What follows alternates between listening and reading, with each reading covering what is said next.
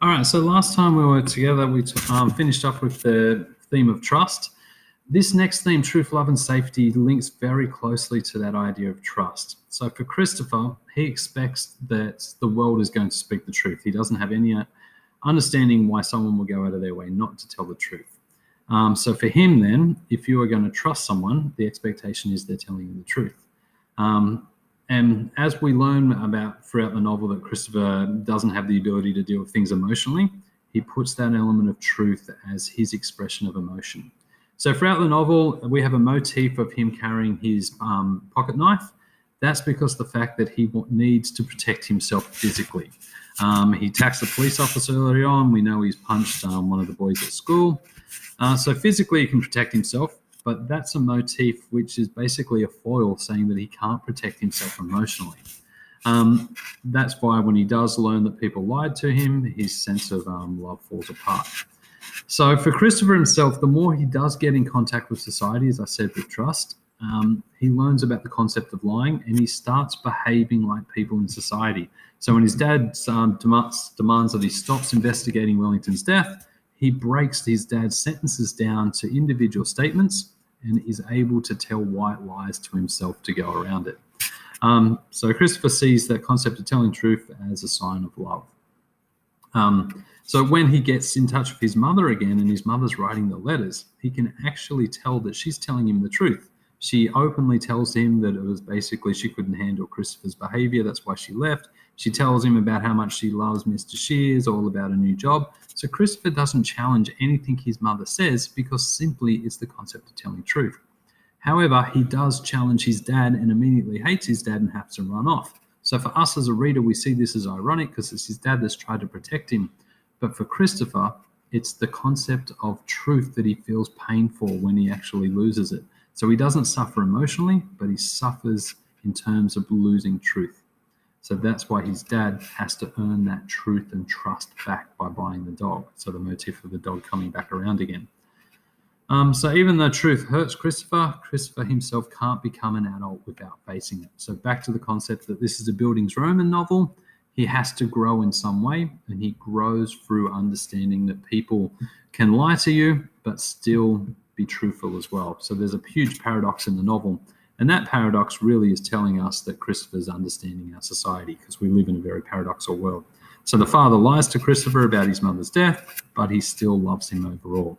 So as a reader, we can sort of come to an understanding of why the father made that lie and the reasons behind it.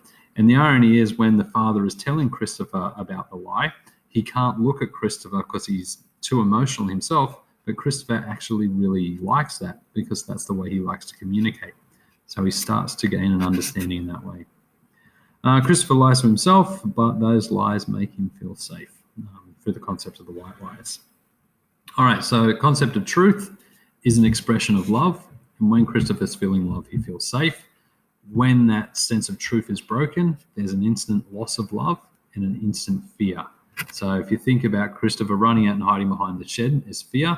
And then all the way through the sense of his traveling to the train and the train trip, he feels unsafe that whole time. And really, it's an element of him breaking those ideas of trust and him wanting to get back to a place of safety. In this case, it's his mother. So your pure paragraph, discuss the connection between truth, love, and safety in the novel. Focus that around the idea of Chris. Logic versus emotion. So we know Christopher is limited due to his autism for his ability to read physical and social cues, therefore the understanding of emotion. Technique that we need to talk about later on is the use of images in the book. And right at the beginning when Siobhan shows him the faces of emotion, straight away that is a visual connection to the audience that Christopher can't pick up on those emotions. So how he compensates that lack of emotion is he uses logic to understand the world around him. Straight away, if he sees someone crying, it means that they're sad. But his logic is not necessarily the same logic as the world around us. It's often illogical, and I'll get to that in a second. So Siobhan and the reflective narrative structure strive to deepen, to develop Christopher's emotion. So the fact that this is almost a diary entry style novel, diary entries are meant to reflect emotion and how you feel about a certain event. For a character lacking in emotion, to retell an event is actually a difficult thing for a writer to do. So this, as you can know, that Siobhan encouraged him to write the book. And she encouraged him, really, you can see the sort of teacher role coming in here. It wasn't for him to do a creative piece of writing. It was for him to actually being able to develop his understanding about it. Particularly when he found out about his mother's affair. Siobhan said to me, "Are you telling the truth?" And he turned around and said, "Well, I always tell the truth." So it's a way of him trying to come to understanding of what's going on. So Christopher understands situations through logic rather than emotion. So we have the illusions throughout our book. It's another technique. So an illusion is a reference to Sherlock Holmes. This reference to Sherlock Holmes is basically saying here's a character that does use logic, and we looked at him last year so we can remember, and that reflects his way of thinking.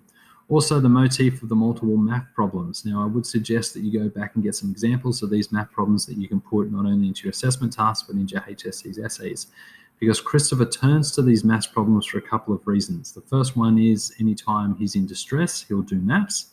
But then also, Haddon uses each of those maths problems at a particular time in the story to try and get a deeper understanding of what's going on. So Christopher's logic itself is often illogical. So think of the color of the cars in the morning to work out if he's got a good day or a bad day. Think of the fact that he's got food, and if he applies color to that food, he can now eat it.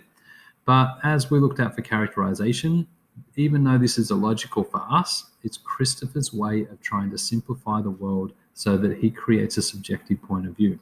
And in terms of characterization, this allows us as the reader to understand who Christopher is. So even though it's very illogical to us, once he applies that illogic to society, we get to have the understanding of where he's coming from. Now, if it was written in third person and we were looking at a character behaving the way Christopher does, we wouldn't have an understanding for why. But the fact that we can sit inside his head, gain an understanding of his logic, even though it doesn't seem logical to us, we can work out why he's doing each of the different tasks. So your question, Christopher is driven by logic. Choose another character and explain how they are driven by emotion. So think about the mother, the father, even Siobhan, and think about what's the purpose of that character and how does that character maybe foil Christopher's idea of logic. A foil is showing one character is total opposite to the other. So Christopher's lack of emotion draws out maybe the mother's overexpression of emotion, and the father's maybe inability to express emotion as it comes out. All right, on to our last theme, perspective of the absurdity of the world. Essentially what this is trying to say is by looking at some of Chris's absurd behavior, we're going to reflect on the absurd nature of the world. So the first person narration shows Christopher's perspective of the world. Therefore, as a reader, you are getting to examine normal everyday things in a manner that you wouldn't normally have. So his absurd behaviors make the reader question the general accepted rules by society. So how often do you accept the fact that cars are on the left-hand side of roads rather than right? How often do you question the fact that maybe shops sell lollies and we have to go and pay money for them? All these things that are accepted by society, Christopher actually challenges. So Christopher has a detached voice, and this allows the reader to detach from society themselves. So Haddon's basically not, as he said right at the beginning, that he doesn't like the fact that this is an examination of autism. He's actually written this in a manner that you can examine your average everyday moments in life. So Christopher's absurdities highlight human absurdities. So his colour and the food reflect humans' focus on routine. Christopher points a few of these out. He says, why do people go to restaurants and sit there and look at menus when they know they're going to order the exact same piece of food that they ordered last time? Now think about yourself. I know that I sit down with a menu with an ability to already know what I'm going to order, and I'll go and order that after I've read all the other ideas. Christopher's inability to understand figurative language shows the absurdity in our language. So the fact that someone can say that they laugh their socks off or that you're the apple of my eye, even though we understand what those words mean, why do they actually mean the things that they mean? All right, so just to finish off, we've got 24 seconds left. The question is, Haddon is suggesting that Christopher is absurd or that normality is absurd? Okay, over to you guys. Good luck. Thanks.